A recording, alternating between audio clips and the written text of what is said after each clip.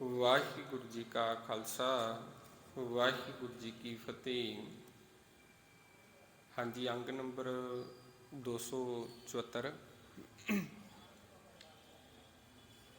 ਨੌਵੀਂ ਅਸ਼ਟਪਦੀ ਦਾ 3 ਬੰਦ ਹੋ ਚੁੱਕੇ ਸਨ ਆਪਣੇ। 274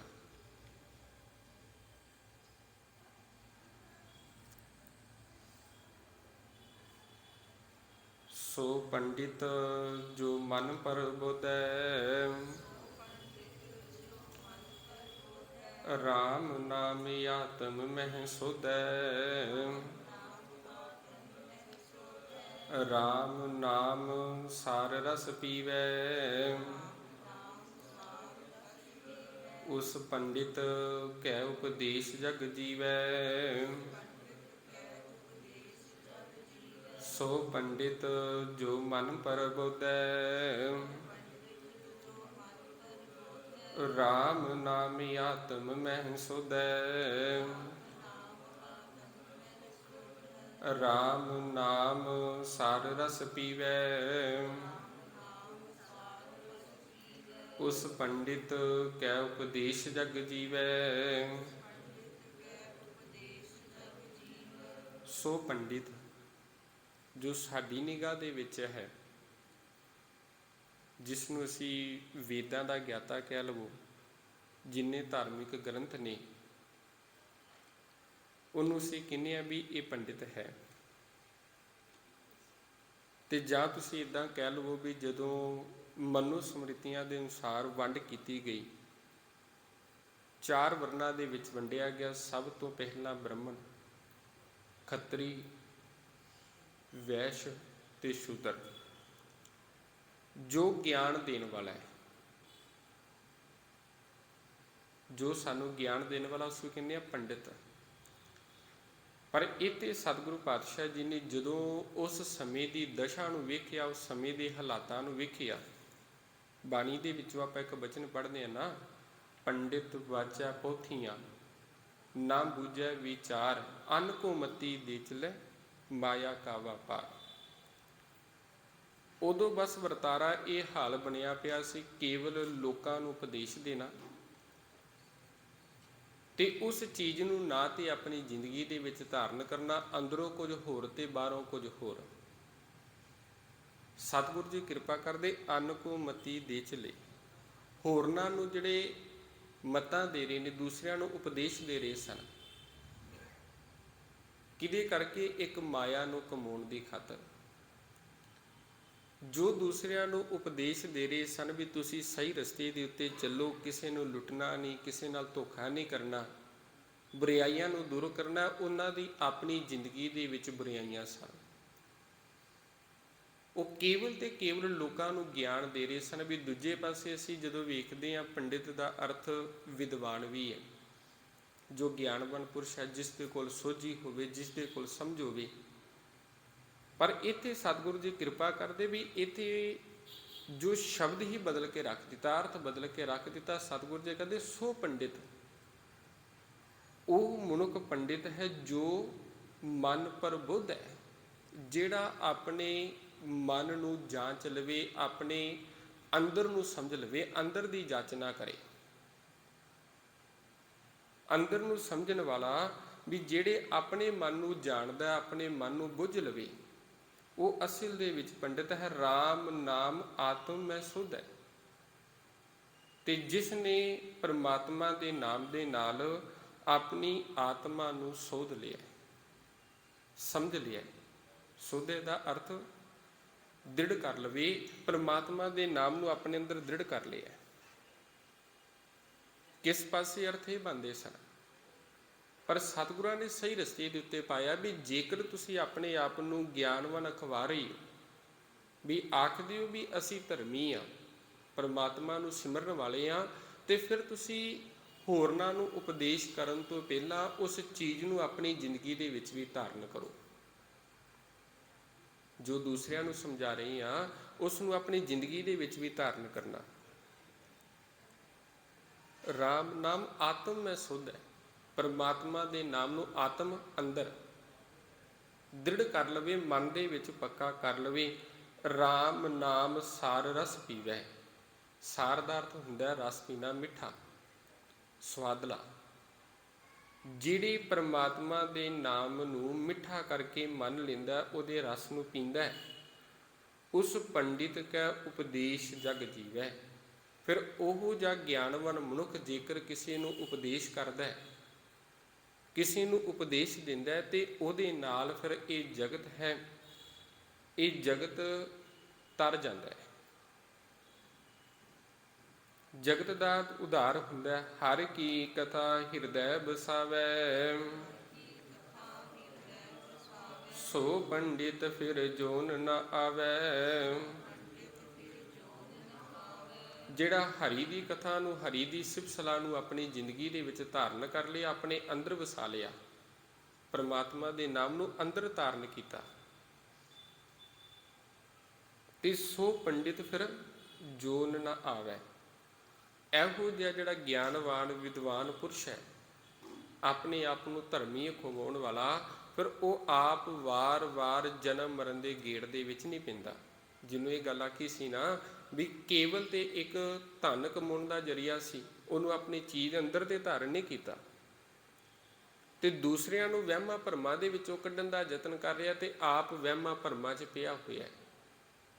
ਦੂਸਰਿਆਂ ਨੂੰ ਕਹਿ ਰਿਹਾ ਵੀ ਤੁਹਾਨੂੰ ਜਨਮ ਮਰਨ ਦੇ ਗੇੜ ਤੋਂ ਮੁਕਤੀ ਦਿਵਾਵਾਂਗਾ, ਤੇ ਆਪ ਉਹਨਾਂ ਹੀ ਬੰਧਨਾਂ ਦੇ ਵਿੱਚ ਪਿਆ ਹੋਇਆ, ਵਾਰ-ਵਾਰ ਜੰਮਦਾ, ਵਾਰ-ਵਾਰ ਮਰਦਾ। ਜਿਹਨੂੰ ਉਦੋਂ ਵੀ ਆਪਾਂ ਆਖਿਆ ਸੀ, ਕੁਝ ਮਾਨਸਿਕ ਜੂਨਾਂ ਨੇ। ਗੁਰਮੰਤਰ ਹਨੀਸਿਆ ਜੋ ਪ੍ਰਾਣੀ, ਤ੍ਰਿਗੰਤ ਜਨਮ ਪ੍ਰਿਸ਼ਟ ਨਾ ਕੂਕਰਾ ਸ਼ੁਕਰਾ ਗਰਦਬਾ ਕਾਕਾ ਸਰਪਨਾ ਤੁਲ ਖਲਾ। ਇੱਕ ਤਾਂ ਅਸੀਂ ਇਹ ਸੰਸਾਰਿਕ ਮੰਨ ਰਹੇ ਹਾਂ ਵੀ ਜਾਨਵਰਾਂ ਦੀਆਂ, ਪਸ਼ੂਆਂ ਦੀਆਂ, ਪੰਛੀਆਂ ਦੀਆਂ, ਮਨੁੱਖਾਂ ਦੀਆਂ ਇਹ ਜੂਨਾਂ ਹੋ ਗਈਆਂ। ਇੱਕ ਸਾਡੀ ਬਿਰਤੀ ਦੀਆਂ ਜੂਨਾਂ ਨੇ, ਤੇ ਜਿਹਦੇ ਕਰਕੇ ਮਨੁੱਖ ਪਲ ਦੇ ਵਿੱਚ ਪਤਾ ਨਹੀਂ ਕਿੰਨੀ ਕੁ ਵਾਰੀ ਜੰਮਦਾ ਤੇ ਕਿੰਨੀ ਕੁ ਵਾਰੀ ਮਰਦਾ ਹੈ। ਜਿਵੇਂ ਮਨ ਦੇ ਵਿੱਚ ਮਾੜੀ ਵਿਚਾਰ ਆਈ, ਜਿਹੋ ਜਿਹੀ ਵਿਚਾਰ ਪੈਦਾ ਹੋਈ, ਉਹੋ ਜਿਹਾ ਬੰਦੇ ਦਾ ਜਨਮ ਹੋ ਗਿਆ। ਜਿਹਨੂੰ ਆਪਾਂ ਪਿੱਛੇ ਪੜ੍ਹਾਈ, ਕਰਤੂਤ ਪਸ਼ੂ ਕੀ ਮਾਨਸ ਜਾਤ, ਲੋਕ ਵਿਚਾਰਾ ਕਰੇ ਦਿਨ ਰਾਤ।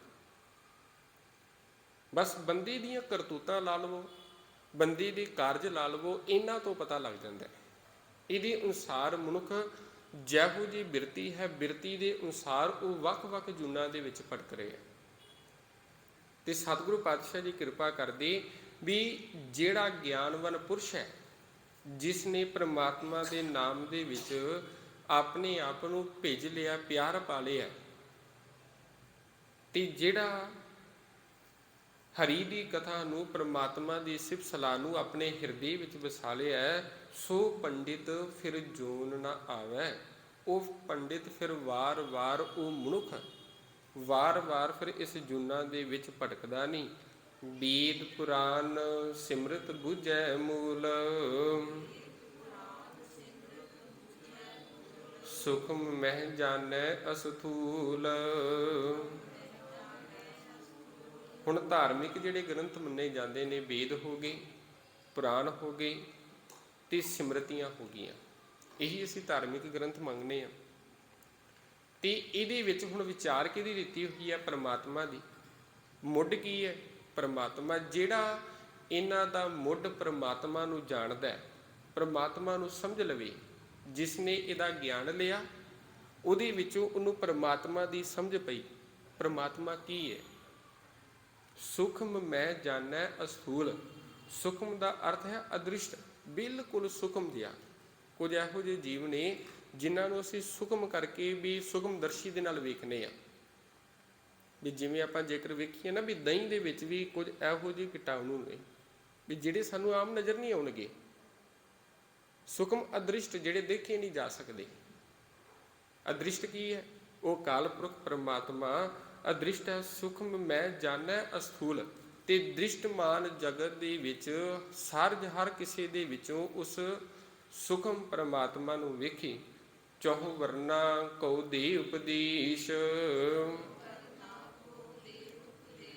ਨਾਨਕ ਉਸ ਪੰਡਿਤ ਕਉ ਸਦਾ ਆਦੇਸ਼। ਹੁਣ ਉਹੀ ਗੱਲ ਆ ਗਈ ਵੀ ਕੇਵਲ ਇੱਕ ਵਰਨ ਨੂੰ ਨਹੀਂ, ਚੌ ਵਰਨਾ ਦੇ ਵਿੱਚ ਖੱਤਰੀ ਬ੍ਰਾਹਮਣ ਸ਼ੂਦ ਵੈਸ਼ ਉਪਦੇਸ਼ ਚੌ ਵਰਨਾ ਕੋ ਸਾਂਝਾ। ਵੀ ਸਾਰੀ ਜਗਤ ਦੇ ਲਈ ਲਾ ਲਓ, ਸਾਰੇ ਸੰਸਾਰ ਦੇ ਲਈ ਲਾ ਲਵੋ, ਜਿਹੜਾ ਸਾਰਿਆਂ ਨੂੰ ਬਰਾਬਰ ਕਰਕੇ ਮੰਨੇ। ਇਹ ਨਹੀਂ ਵੀ ਹਾਂ ਵੀ ਇਹ ਜਿਹੜਾ ਉੱਚੀ ਜਾਤੀ ਵਾਲਾ ਹੈ ਤੇ ਨੀਵੀਂ ਜਾਤੀ ਵਾਲੇ ਦੇ ਵਿੱਚ ਵਿਤਕਰਾ ਹੋ ਜਾਵੇ, ਇਹ ਅਮੀਰ ਹੈ, ਇਹ ਗਰੀਬ ਹੈ, ਇਹ ਉੱਚਾ ਹੈ, ਇਹ ਨੀਵਾਂ ਹੈ। ਨਹੀਂ, ਜੇਕਰ ਇਹ ਗੱਲ ਚੱਲ ਰਹੀ ਹੈ ਵੀ ਉਹ ਕਿਸੇ ਵੀ ਕੰਮ ਨਹੀਂ, ਤੇ ਸਤਿਗੁਰੂ ਜੀ ਨੇ ਫਿਰ ਇੱਥੇ ਇੱਕ ਵਰਨ ਦੀ ਗੱਲ ਨਹੀਂ ਕੀਤੀ ਵੀ ਹਾਂ ਇੱਕ ਵਰਨ ਨੂੰ ਉਪਦੇਸ਼ ਕਰਨਾ ਹੈ। ਕਿਉਂਕਿ ਪੁਰਾਣੇ ਸਮੇਂ ਦੇ ਵਿੱਚ ਮਨੋਤਾਂ ਚੱਲ ਰਹੀਆਂ ਸਨ ਵੀ ਜਿਹੜੇ ਸਭ ਤੋਂ ਨੀਵੀਂ ਜਾਤ ਦੀ ਸ਼ੂਦਰ ਜਾਤੀ ਸੀ, ਮੰਨਿਆ ਜਾਂਦਾ ਸੀ ਵੀ ਜੇਕਰ ਇਹ ਰਸਨਾ ਦੇ ਨਾਲ ਰਾਮ ਨਾਮ ਵੀ ਲੈਂਦੇ ਸਨ ਤੇ ਰਸਨਾ ਵੜ ਦਿੱਤੀ ਜਾਂਦੀ ਸੀ। ਤੇ ਜੇਕਰ ਕੰਨਾਂ ਦੇ ਵਿੱਚ ਆਵਾਜ਼ ਪੈ ਜਾਣੀ, ਕੰਨਾਂ ਦੇ ਵਿੱਚ ਫਿਰ ਸਿੱਕਾ ਢਾਲ ਕੇ ਪਾ ਦੇਣਾ ਵੀ ਦੁਬਾਰਾ ਤੋਂ ਪ੍ਰਮਾਤਮਾ ਦਾ ਨਾਮ ਨਾ ਪਵੇ। ਪਰ ਸਤਿਗੁਰਾਂ ਨੇ ਉਸ ਚੀਜ਼ ਨੂੰ ਬਦਲਿਆ, ਵੀ ਉਹਨਾਂ ਨੂੰ ਸਮਝਾਇਆ ਵੀ ਜੇਕਰ ਤੁਸੀਂ ਸਾਰਿਆਂ ਨੂੰ ਉਪਦੇਸ਼ ਦੇ ਰਹੇ ਹੋ, ਸਾਰਿਆਂ ਨੂੰ ਮਨੁੱਖਤਾ ਮੰਨਦੇ ਹੋ, ਵੀ ਇੱਕ ਮੰਨਦੇ ਹੋ, ਸਾਰਿਆਂ ਨੂੰ ਪਰਮੇਸ਼ਰ ਦੇ ਬੱਚੇ ਮੰਨਦੇ ਹੋ, ਫਿਰ ਉਪਦੇਸ਼ ਵੀ ਸਾਰਿਆਂ ਲਈ। ਵੀ ਫਿਰ ਇਹ ਤੇ ਨਹੀਂ ਵੀ ਹਾਂ ਵੀ ਇੱਕ ਮਨੁੱਖ ਤੇ ਪੜ੍ਹਾਈ ਕਰ ਸਕਦਾ, ਦੂਸਰਾ ਸਟੱਡੀ ਨਹੀਂ ਕਰ ਸਕਦਾ। ਵੀ ਬਰਾਬਰਤਾ ਦੀ ਇਹ ਚੀਜ਼ ਹੈ ਨਾ। ਵੀ ਉਦੋਂ ਵੀ ਆਪਾਂ ਗੱਲ ਕੀਤੀ ਸੀ, ਸੂਰਜ ਹੁਣ ਸਾਰਿਆਂ ਨੂੰ ਪ੍ਰਕਾਸ਼ ਦੇ ਰਿਹਾ, ਉਹਦੇ ਸਾਹਮਣੇ ਭਾਵੇਂ ਕੋਈ ਗਰੀਬ ਹੈ, ਭਾਵੇਂ ਕੋਈ ਅਮੀਰ ਹੈ, ਭਾਵੇਂ ਕੋਈ ਉੱਚਾ, ਭਾਵੇਂ ਕੋਈ ਨੀਵਾਂ ਹੈ, ਸਾਰਿਆਂ ਨੂੰ ਉਹ ਰੋਸ਼ਨੀ ਦੇ ਰਿਹਾ, ਸਾਰਿਆਂ ਨੂੰ ਪ੍ਰਤਾਪ ਦੇ ਰਿਹਾ। ਹਵਾ ਆਕਸੀਜਨ ਹੈ, ਆਕਸੀਜਨ ਨੇ ਕਦੇ ਵੀ ਕਿਸੇ ਨਾਲ ਕੋਈ ਵਿਤਕਰਾ ਨਹੀਂ ਕੀਤਾ ਵੀ ਇਹ ਬੜਾ ਅਮੀਰ ਹੈ, ਵੀ ਇਹਨੂੰ ਜ਼ਿਆਦਾ ਆਕਸੀਜਨ ਮਿਲੇ, ਤੇ ਇਹ ਗਰੀਬ ਹੈ, ਇਹਨੂੰ ਕਦੇ ਕਦੇ ਮਿਲ ਜਾਏ। ਪਰ ਵਿਤਕਰਾ ਤੇ ਕੋਈ ਨਹੀਂ ਨਾ। ਵੀ ਜੇਕਰ ਇਹ ਚੀਜ਼ਾਂ ਕਿਸੇ ਨਾਲ ਵਿਤਕਰਾ ਨਹੀਂ ਕਰਦੀਆਂ ਤੇ ਇਹ ਵਿਤਕਰੇ ਫਿਰ ਪੈਦਾ ਕਿੱਥੋਂ ਹੋਏ? ਛੂਆ-ਛੂਤ ਪੈਦਾ ਕਿੱਥੋਂ ਹੋਈ? ਇਹ ਮਨੁੱਖਤਾ ਤੋਂ, ਸਾਡਿਆਂ ਤੋਂ ਪੈਦਾ ਹੋਈ ਹੈ। ਇਹ ਭੇਦਭਾਵ ਸਾਡੇ ਤੋਂ ਪੈਦਾ ਹੋਇਆ ਵੀ ਮੈਂ ਉੱਚੀ ਜਾਤੀ ਦਾ, ਇਹ ਨੀਵੀਂ ਜਾਤੀ ਦਾ, ਵੀ ਇਹ ਗਰੀਬ ਹੈ, ਮੈਂ ਅਮੀਰ ਹਾਂ। ਪਰ ਸਤਿਗੁਰੂ ਪਾਤਸ਼ਾਹ ਜੀ ਕਿਰਪਾ ਕਰਦੇ, ਚੌਹ ਵਰਨਾ ਕੋ ਦੇ ਉਪਦੇਸ਼। ਜਿਹਦਾ ਦਿੱਤਾ ਹੋਇਆ ਉਪਦੇਸ਼, ਜਿਹਦਾ ਦਿੱਤਾ ਹੋਇਆ ਮੰਤਰ ਚਾਰੇ ਹੀ ਵਰਨਾਂ ਦੇ ਲਈ ਸਾਂਝਾ ਹੈ। ਨਾਨਕ ਉਸ ਪੰਡਿਤ ਕੋ ਸਦਾ ਆਦੇਸ਼। ਤੇ ਇਹੋ ਜਿਹੇ ਪੰਡਿਤ ਨੂੰ ਫਿਰ ਸਦਾ ਹੀ ਨਮਸਕਾਰ ਹੈ, ਉਸ ਨੂੰ ਸਦਾ ਹੀ ਨਮਸਕਾਰ ਕਰਦੇ ਹਾਂ। ਬੀਜ ਮੰਤਰ ਸਰਬ ਕੋ ਗਿਆਨ, ਚਹੁ ਵਰਨਾ ਮੈਂ ਜਪਹਿ ਕਉ ਨਾਮ। ਤੇ ਇੱਥੇ ਆ ਕੇ ਫਿਰ ਸਾਰਾ ਭੇਦਭਾਵ ਖਤਮ ਕਰ ਦਿੱਤਾ। ਸਤਿਗੁਰੂ ਜੀ ਕਿਰਪਾ ਕਰਦੇ ਵੀ ਅਸਲ ਦੇ ਵਿੱਚ ਮੁੱਢ ਕੀ ਹੈ, ਬੀਜ ਕੀ ਹੈ? ਪਰਮਾਤਮਾ ਦਾ ਨਾਮ। ਤੇ ਪਰਮਾਤਮਾ ਦੇ ਨਾਮ ਤੋਂ ਹੀ ਸਾਨੂੰ ਸਮਝ ਆਉਂਦੀ ਹੈ, ਸੋਝੀ ਆਵੇਗੀ। ਜਿਹਨੂੰ ਅਸੀਂ ਇਹ ਵੀ ਗੱਲ ਕਹਿੰਦੇ ਹਾਂ, ਗੁਰਾ ਇੱਕ ਦੇਹੀ ਬੁਝਾਈ, ਸਭਨਾ ਜੀਆਂ ਕਾ ਇੱਕ ਦਾਤਾ, ਸੋ ਮੈਂ ਵਿਸਰ ਨਾ ਜਾਈ। ਵੀ ਸਾਰਿਆਂ ਤੋਂ ਗਿਆਨ ਕੀ? ਬੀਜ ਮੰਤਰ ਸਰਬ ਕੋ ਗਿਆਨ। ਪਰਮਾਤਮਾ ਦਾ ਨਾਮ ਹੀ ਸਭ ਮੰਤਰਾਂ ਦੇ ਵਿੱਚੋਂ ਉੱਚਾ ਹੈ, ਉਹੀ ਗਿਆਨ ਦੇਣ ਵਾਲਾ ਦਾਤਾ ਹੈ। ਚੌਹ ਵਰਨਾ ਮੈਂ ਜਪੈ ਕਉ ਨਾਮ। ਚਾਰ ਵਰਨਾਂ ਦੇ ਵਿੱਚੋਂ, ਸਾਰੀ ਸ੍ਰਿਸ਼ਟੀ ਦੇ ਵਿੱਚੋਂ ਕੋਈ ਵੀ ਪਰਮਾਤਮਾ ਦਾ ਨਾਮ ਜਪ ਕੇ ਇਸ ਗਿਆਨ ਨੂੰ ਸਮਝ ਸਕਦਾ ਹੈ, ਇਸ ਚੀਜ਼ ਨੂੰ ਜਾਣ ਸਕਦਾ ਹੈ। ਸਾਰਿਆਂ ਲਈ ਬਰਾਬਰ ਹੈ, ਕੋਈ ਭੇਦਭਾਵ ਨਹੀਂ। ਸਾਰਿਆਂ ਨੂੰ ਆਖਿਆ ਵੀ ਸਾਰਿਆਂ ਲਈ ਬਰਾਬਰ ਹੈ। ਜੋ ਜੋ ਜਪੈ ਤਿਸ ਕੀ ਗਤ ਹੋਈ,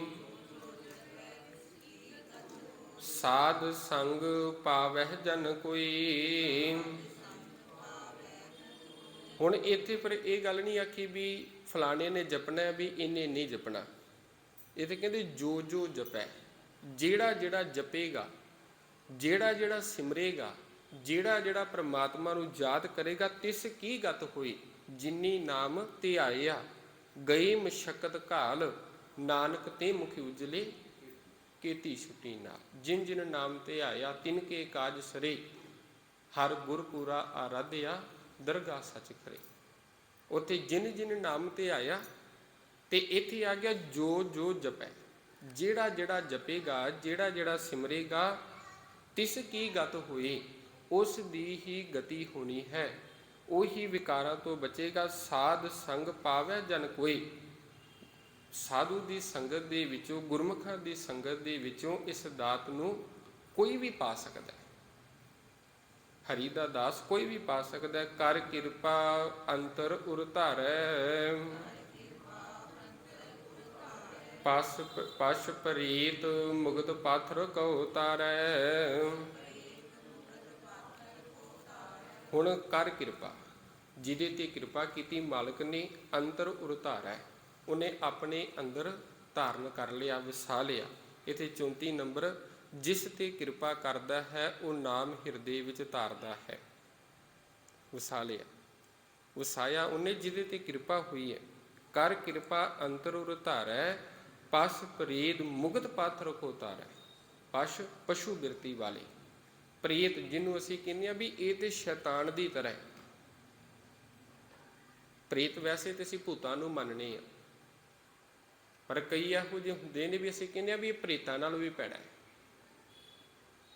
ਪਸ਼ ਪ੍ਰਿਦ ਮੁਗਧ ਮੂਰਖ, ਪਾਥਰ ਪੱਥਰ ਦਿਲ, ਵੀ ਜਿਹਨੂੰ ਅਸੀਂ ਕਹਿੰਦੇ ਹਾਂ ਤੇ ਬਿਲਕੁਲ ਨਿਰਮੋਇਆ, ਇਹਦੇ ਇੰਨਾ ਪੱਥਰ ਦਿਲ ਹੈ, ਕਿਸੇ ਦੇ ਦੁੱਖ ਨੂੰ ਵੇਖ ਕੇ ਵੀ ਇਹ ਸਮਝਣ ਲਈ, ਪਿਘਲਣ ਲਈ ਤਿਆਰ ਨਹੀਂ ਹੈ।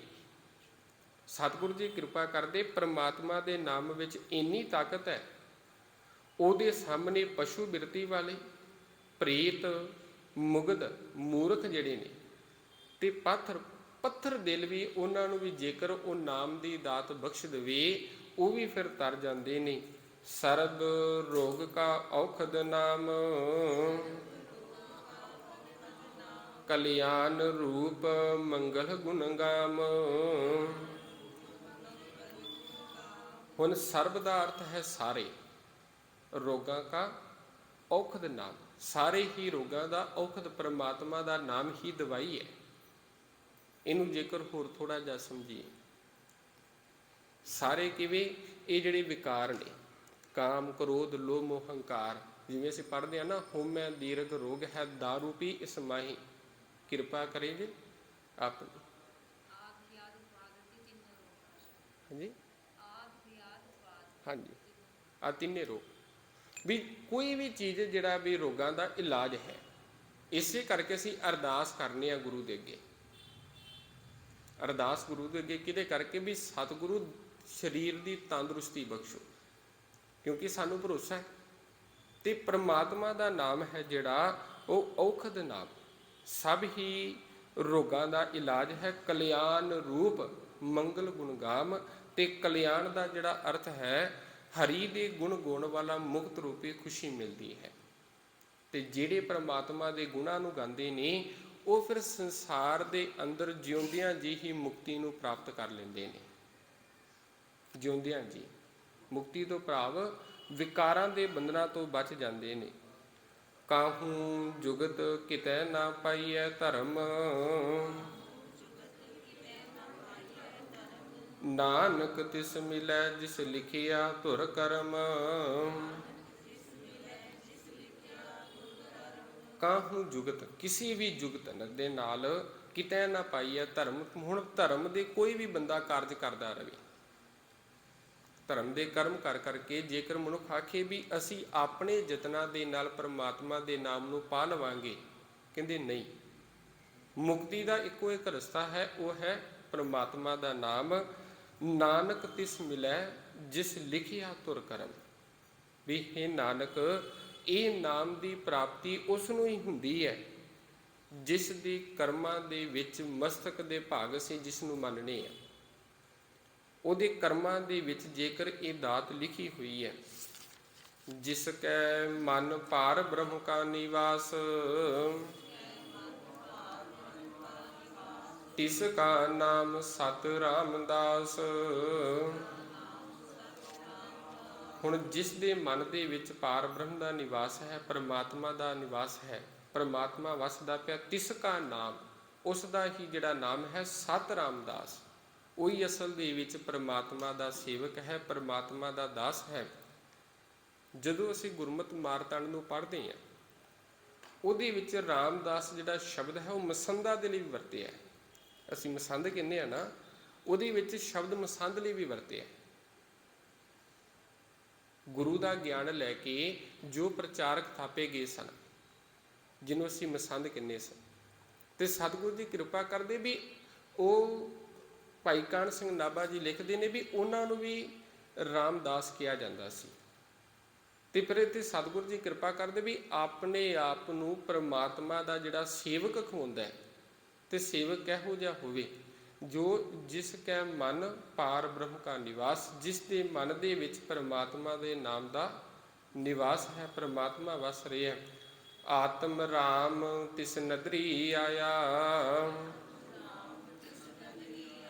ਦਾਸ ਦਸੰਤਨ ਪਾਹੀ ਤਿਨ ਪਾਇਆ। ਹੁਣ ਆਤਮ ਰਾਮ ਤਿਸ ਨਦਰੀ ਆਇਆ, ਹੁਣ ਕਿਹਦੇ ਤੇ ਮਿਹਰ ਹੋਈ? ਆਤਮ ਪਰਮਾਤਮਾ ਦਾ ਜਿਹੜਾ ਪਰਮਾਤਮਾ ਹੈ ਉਹ ਮਿਹਰ ਕਿਹਦੇ ਤੇ ਹੁਣ ਹੋਈ ਹੈ, ਅੰਦਰ ਕਿਹਦੇ ਆ ਕੇ ਵਸਿਆ? ਦਾਸ ਦਸੰਤਨ ਭਾਈ ਤਿਨ ਪਾਇਆ, ਜਿਸ ਨੇ ਆਪਣਾ ਜਿਹੜਾ ਸੁਭਾਅ ਹੈ ਉਹ ਦਾਸਾਂ ਦੇ ਦਾਸਾਂ ਵਰਗਾ ਬਣਾ ਲਿਆ। ਇਹਦੇ ਨਾਲ ਹੀ ਭਾਵ ਜੇਕਰ ਕੋਈ ਸੇਵਕ ਬਣ ਗਿਆ, ਨਿਮਰਤਾ ਦੇ ਵਿੱਚ ਆ ਗਿਆ, ਨਿਮਰਤਾ ਤੋਂ ਵੀ ਨਿਮਰਤਾ ਦੇ ਵਿੱਚ ਆ ਜਾਣਾ। ਕੋਈ ਦਾਸ ਹੈ, ਸੇਵਕ ਹੈ ਉਹਦਾ, ਤੇ ਉਹਦਾ ਵੀ ਸੇਵਕ ਬਣਨ ਵਾਲਾ ਜਿਹੜਾ ਸੁਭਾਅ ਮਨੁੱਖ ਬਣਾ ਲਵੇ, ਤੇ ਉਹਨਾਂ ਨੇ ਹੀ ਪ੍ਰਮਾਤਮਾ ਮਿਹਰ ਕਰਕੇ ਉਹਨਾਂ ਦੇ ਹਿਰਦੇ ਵਿੱਚ ਵਸਿਆ ਹੈ। ਸਦਾ ਨਿਕਟ ਨਿਕਟ ਹਰਿ ਜਾਨ, ਸੋ ਦਾਸ ਦਰਗਾਹ ਪ੍ਰਵਾਨ। ਜਿਹੜਾ ਹੁਣ ਪ੍ਰਮਾਤਮਾ ਨੂੰ ਹਮੇਸ਼ਾ ਆਪਣੇ ਨੇੜੇ ਜਾਣਦਾ ਹੈ, ਆਪਣੇ ਨੇੜੇ ਸਮਝ ਰਿਹਾ ਹੈ ਵੀ ਪ੍ਰਮਾਤਮਾ ਮੇਰੇ ਨੇੜੇ ਹੈ, ਪ੍ਰਮਾਤਮਾ ਮੇਰੇ ਅੰਦਰ ਹੈ, ਕਿਤੇ ਦੂਰ ਨਹੀਂ, ਸੋ ਦਾਸ ਦਰਗਾਹ ਪ੍ਰਵਾਨ। ਸਤਿਗੁਰੂ ਜੀ ਕਿਰਪਾ ਕਰਦੇ ਇਹੋ ਜਿਹਾ ਜਿਹੜਾ ਸੇਵਕ ਹੈ ਉਹ ਫਿਰ ਦਰਗਾਹ ਦੇ ਵਿੱਚ ਪ੍ਰਵਾਨ ਹੁੰਦਾ ਹੈ, ਗੁਰੂ ਦੀ ਦਰਗਾਹ ਦੇ ਵਿੱਚ ਫਿਰ ਪ੍ਰਵਾਨ ਹੋ ਜਾਂਦਾ, ਕਬੂਲ ਹੋ ਜਾਂਦਾ ਹੈ। ਆਪਣੀ ਦਾਸ ਕੋ ਆਪ ਕਿਰਪਾ ਕਰੈ, ਤਿਸ ਦਾਸ ਕੋ ਸਭ ਸੋਝੀ ਪਰੈ।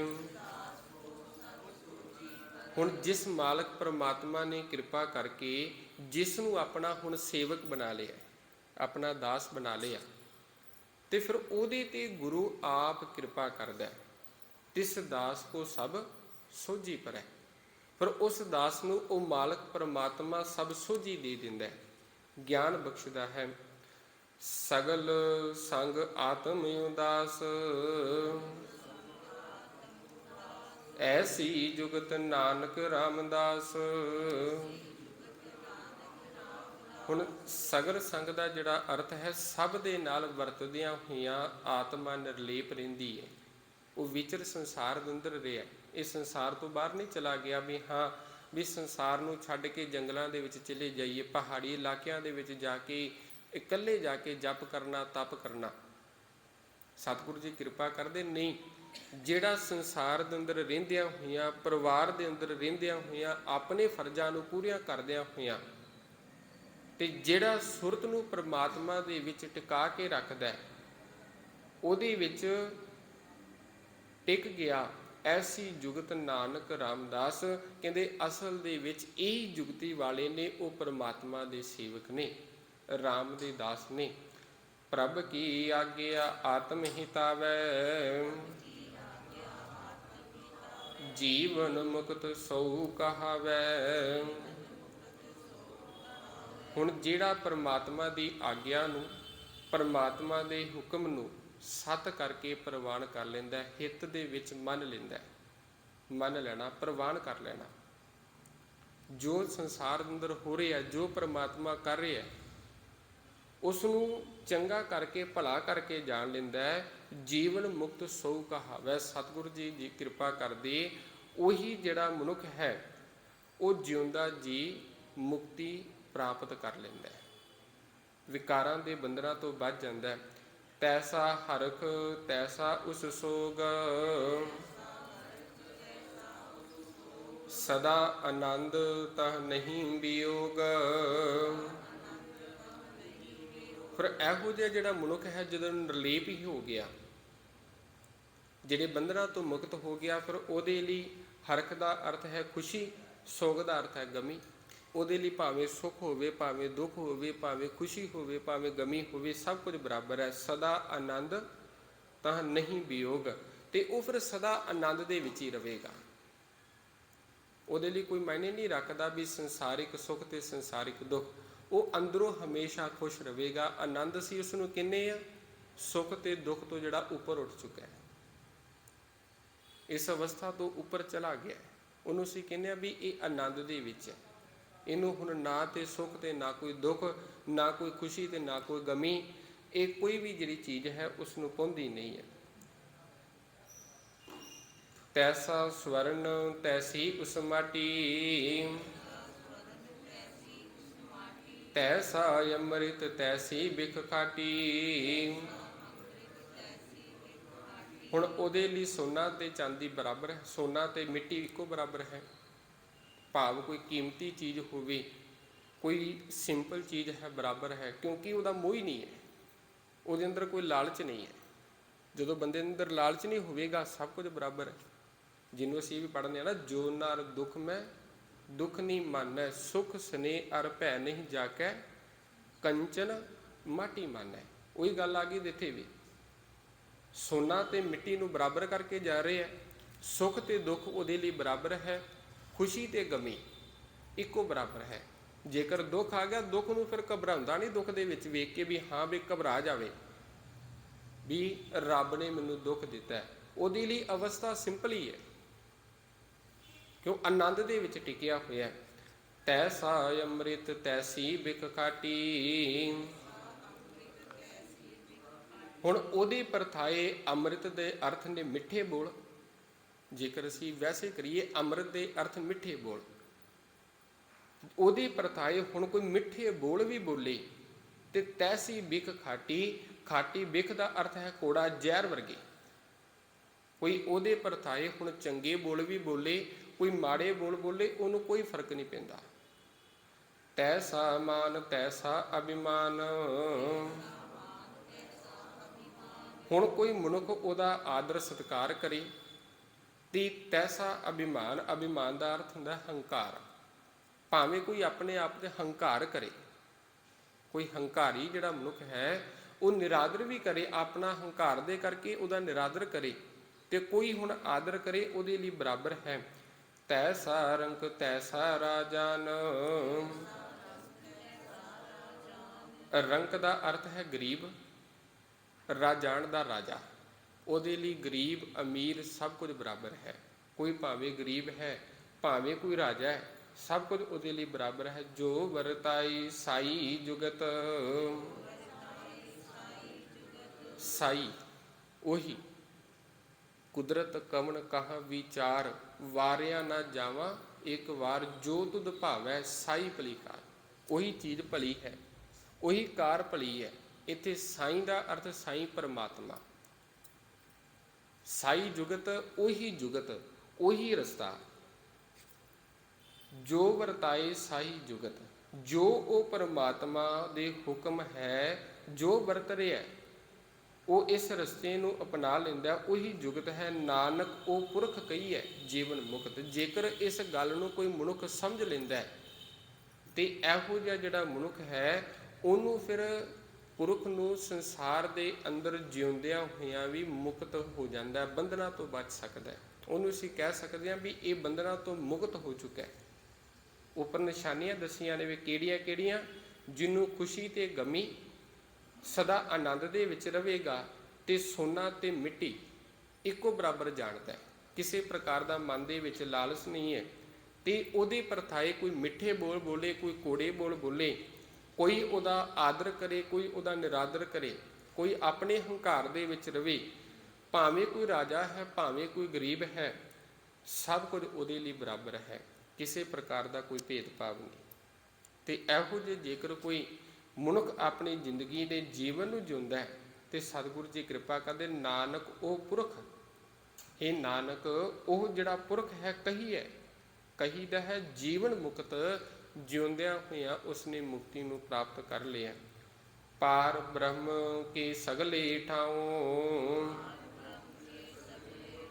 ਜਿਤ ਜਿਤ ਘਰ ਰਾਖੈ ਤੈਸਾ ਤਿਨ ਨਾਉ। ਹੁਣ ਇਹ ਸਾਰਾ ਜਗਤ ਹੀ ਪਰਮਾਤਮਾ ਦਾ। ਠਾਉ ਦਾ ਅਰਥ ਥਾਂ, ਵੀ ਇਹ ਪਰਮਾਤਮਾ ਦਾ ਸਾਰਾ ਜਗਤ ਹੀ ਪਰਮਾਤਮਾ ਦਾ ਬਣਾਇਆ ਹੋਇਆ ਹੈ। ਜਿਤ ਜਿਤ ਘਰ ਰਾਖੈ ਤੈਸਾ ਤਿਨ ਨਾਉ। ਜਿਸ ਜਿਸ ਘਰ ਦੇ ਵਿੱਚ, ਘਰ ਦਾ ਅਰਥ ਅਸੀਂ ਕਰਨੇ ਆ ਸਰੀਰ ਰੂਪੀ ਘਰ, ਘਟ ਸਰੀਰ।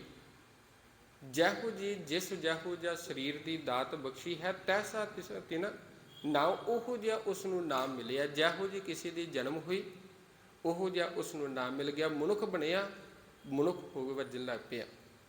ਕੋਈ ਪਸ਼ੂਆਂ ਦੇ 'ਚ ਹੋਇਆ, ਪਸ਼ੂ ਵੱਜਣ ਲੱਗ ਪਿਆ। ਪੰਛੀਆਂ ਦੇ ਵਿੱਚੋਂ, ਜੀਵ ਜੰਤੂਆਂ ਦੇ ਵਿੱਚ, ਭਾਵ ਜਿਹੋ ਜੀ ਜੂਨ ਦੇ ਵਿੱਚ ਆਇਆ, ਜਿਹੋ ਜਿਹੇ ਸਰੀਰ ਦੀ ਦੇਹ ਦੀ ਪ੍ਰਾਪਤੀ ਹੋਈ, ਉਹੋ ਜਿਹਾ ਉਹਦਾ ਜਿਹੜਾ ਨਾਮ ਹੈ, ਉਸ ਨਾਮ ਤੋਂ ਉਸ ਨੂੰ ਸੱਦਣ ਲੱਗ ਪਏ। ਆਪੇ ਕਰਨ ਕਰਾਵਨ ਜੋਗ, ਪ੍ਰਭ ਭਾਵੈ ਸੋਈ ਫੁਨ ਹੋਗ। ਹੁਣ ਮਾਲਕ ਪਰਮਾਤਮਾ ਆਪ ਕਰਨ ਵਾਲਾ ਹੈ, ਤੇ ਦੂਜੀ ਉਹਦੇ ਕੋਲ ਤਾਕਤ ਹੈ ਕਰਾਵਣ ਜੋਗ। ਉਹ ਦੂਸਰਿਆਂ ਤੋਂ ਕਰਵਾ ਵੀ ਲੈਂਦਾ ਹੈ। ਇਹ ਜੀਵਾਂ ਤੋਂ ਉਹ ਆਪ ਕਰਮ ਕਰਾਉਣ ਵਾਲਾ ਹੈ, ਆਪ ਕੰਮ ਕਰਾ ਰਿਹਾ ਹੈ। ਇਹ ਉਹਦੀ ਤਾਕਤ ਹੈ, ਉਹ ਇਸ ਦੇ ਯੋਗ ਹੈ, ਉਹਦੇ 'ਚ ਸਮਰੱਥਾ ਹੈ। ਪ੍ਰਭ ਭਾਵ ਹੈ ਸੋਈ ਫੁਨ ਹੋਗ। ਜੋ ਪਰਮਾਤਮਾ ਨੂੰ ਭਾਉਂਦਾ ਹੈ, ਜੋ ਪਰਮਾਤਮਾ ਨੂੰ ਚੰਗਾ ਲੱਗ ਰਿਹਾ, ਫਿਰ ਸੰਸਾਰ ਦੇ ਅੰਦਰ ਉਹੀ ਕੁਝ ਹੋ ਰਿਹਾ। ਫੁਨ ਦਾ ਅਰਥ ਮੁੜ, ਦੁਬਾਰਾ। ਹੋਗ, ਹੋਗ ਹੋਵੇਗਾ। ਪਸਰਿਓ ਆਪ ਹੋਈ ਅਨੰਤ ਤਰੰਗ। ਅਨੰਤ, ਅਨੰਤ ਨਹੀਂ, ਅਨੰਤ। ਪਸਰਿਓ ਆਪ ਹੋਈ ਅਨੰਤ ਤਰੰਗ। ਲਖੇ ਨ ਜਾਹੀ ਪਾਰ ਬ੍ਰਹਮ ਕੀ ਰੰਗ। ਅਨੰਤ ਤਰੰਗ, ਬੇਅੰਤ ਤਰੰਗਾ। ਜਿਵੇਂ ਸਮੁੰਦਰ ਹੈ, ਸਮੁੰਦਰ ਦੇ ਵਿੱਚ ਜਦੋਂ ਤੂਫਾਨ ਆਇਆ ਹੋਵੇ, ਉਹਦੇ ਵਿੱਚੋਂ ਪਤਾ ਨਹੀਂ ਕਿੰਨੀਆਂ ਕੁ ਤਰੰਗਾਂ ਬਾਹਰ ਨਿਕਲ ਗਈਆਂ ਨੇ। ਕਿੰਨਾ ਕੁ ਜਿਹੜਾ ਪਾਣੀ ਹੈ ਉਹ ਤਰੰਗਾਂ ਦਾ, ਲਹਿਰਾਂ ਦਾ ਰੂਪ ਬਣ ਕੇ ਬਾਹਰ ਨਿਕਲੇਗਾ। ਤੇ ਹੁਣ ਵੇਖਣ ਨੂੰ ਉਹ ਬਹੁਤ ਜ਼ਿਆਦਾ ਅਣਗਿਣਤ ਹੋਣਗੀਆਂ, ਪਰ ਹੈ ਤੇ ਪਾਣੀ ਹੀ ਨਾ, ਹੈ ਤੇ ਸਮੁੰਦਰ ਹੀ। ਇਸੇ ਪ੍ਰਕਾਰ ਉਹ ਪਰਮਾਤਮਾ ਅਨੇਕਾਂ ਤਰੰਗਾਂ ਦੇ ਵਿੱਚ, ਭਾਵ ਅਨੇਕਾਂ ਰੂਪਾਂ ਦੇ ਵਿੱਚ ਉਹ ਪਰਮਾਤਮਾ ਪਸਰਿਆ ਹੋਇਆ। ਲਖੇ ਨਾ ਜਾਹੇ, ਲਖਿਆ ਨਹੀਂ ਜਾ ਸਕਦਾ, ਬਿਆਨ ਨਹੀਂ ਕੀਤਾ ਜਾ ਸਕਦਾ। ਪਾਰ ਬ੍ਰਹਮ ਕੇ ਰੰਗ, ਉਹਦੇ ਜਿਹੜੇ ਰੰਗ ਨੇ ਉਹਨਾਂ ਨੂੰ ਅਸੀਂ ਬਿਆਨ ਨਹੀਂ ਕਰ ਸਕਦੇ ਵੀ ਉਹ ਕਿਸ ਕਿਸ ਰੰਗ ਦੇ ਵਿੱਚ, ਕਿਸ ਕਿਸ ਤਰੀਕੇ ਦੇ ਨਾਲ ਇਸ ਕੁਦਰਤ ਦੇ ਵਿੱਚ ਰਮਿਆ ਹੋਇਆ, ਕੁਦਰਤ ਦੇ ਵਿੱਚ ਵਸਿਆ ਹੋਇਆ। ਜੈਸੀ ਮਤ ਦੀ ਤੈਸਾ ਪ੍ਰਗਾਸ, ਪਾਰ ਬ੍ਰਹਮ ਕਰਤਾ ਅਬਿਨਾਸ਼। ਇੱਥੇ ਹੁਣ ਸਤਿਗੁਰੂ ਜੀ ਕਿਰਪਾ ਕਰਦੇ, ਜੈਸੀ ਮਤ ਦੀ।